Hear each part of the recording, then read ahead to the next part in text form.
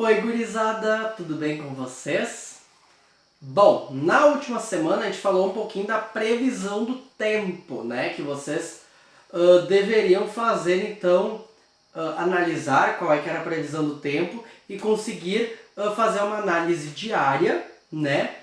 Para ver se essa previsão fechou ou não fechou, né?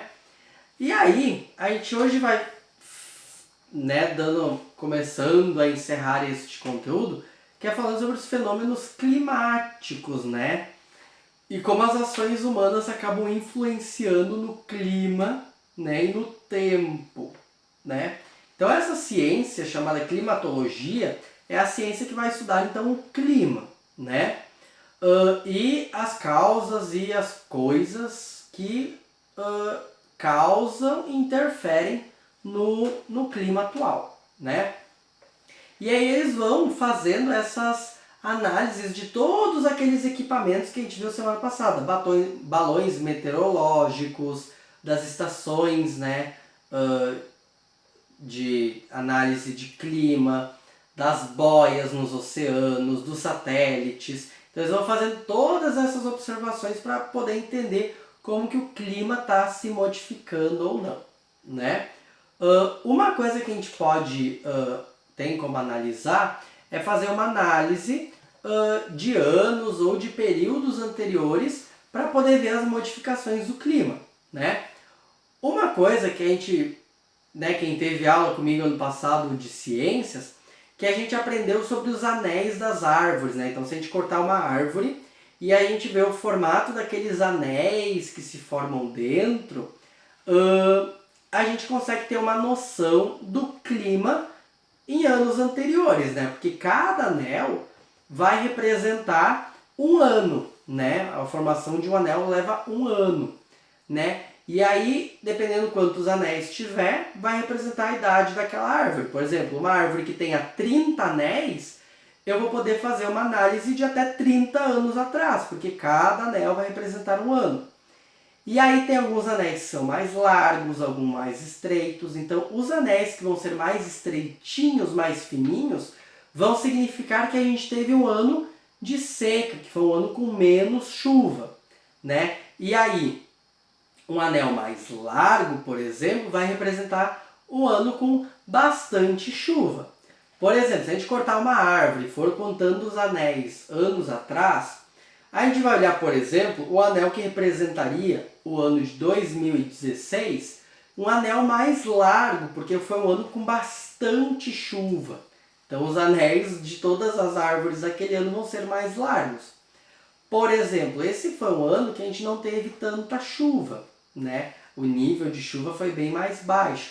Ainda mais com o verão, com a seca que está na previsão do tempo, o anel, se a gente olhar daqui a alguns anos, o anel que vai representar o ano de 2020 vai ser bem mais fino do que aquele de 2016, por causa dessa falta de chuva, né?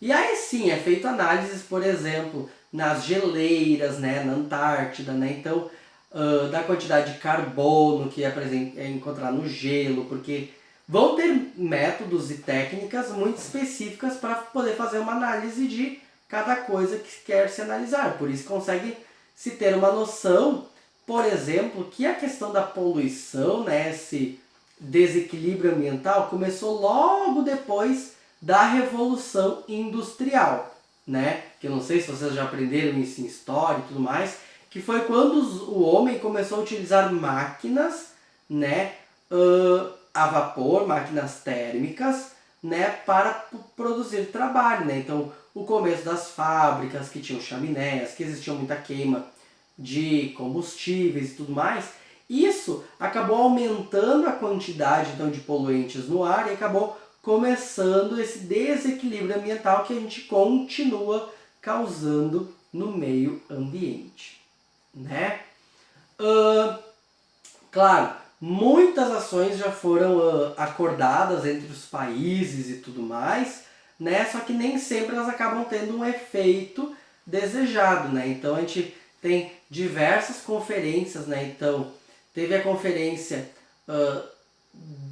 de Estocolmo em 92, teve a Conferência do Rio, né, que foi alguns anos atrás também, que essas conferências acabam juntando os líderes mundiais que eles afirmam pactos, né, assinam, que eles vão reduzir a quantidade de poluentes no ambiente para tentar evitar essa catástrofe ambiental, certo? Que está acontecendo por aí, né? Então, a gente ter seca, por exemplo, aqui no Rio Grande do Sul, tem influência muito, né, por uma questão ambiental do efeito do Laninha, que vai estar começando a se formar no oceano, mas muito também, né, porque a gente ainda ia ter alguma umidade vinda da Amazônia e do Cerrado, do Pantanal, que a gente não vai mais ter, porque houve uma queima muito grande que vai acabar causando uma seca muito severa aqui no Rio Grande do Sul, né, esse ano. Mas anos anteriores tivemos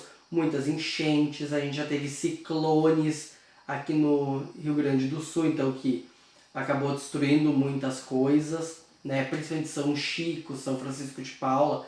Há alguns anos atrás teve um tornado, coisa que nunca se viu, por exemplo, e está acontecendo, né? Então dias muito quentes, falta de água, são todas essas situações causadas por essa interferência do homem no meio ambiente. E é claro que a gente precisa pensar em ações, né? Claro, precisa se pensar ações em grandes empresas, a nível de país, mas a gente também precisa pensar em ações mínimas que a gente pode também cuidar para evitar um caos no nosso planeta, né? Que a gente já falou lá no comecinho da pandemia um pouquinho sobre isso, né? Mas que a gente acabou retornando este conteúdo. Certo, pessoal? Então a gente falou um pouquinho da ação do ser humano e essa influência sobre o clima, né, de uma região e tudo mais, e coisas que a gente consegue analisar, por exemplo. Mas, e aí? Estamos chegando ao fim deste conteúdo. E aí, semana que vem, conversaremos um pouquinho mais. Certo, pessoal? Então, um beijão para vocês e até semana que vem. Tchau!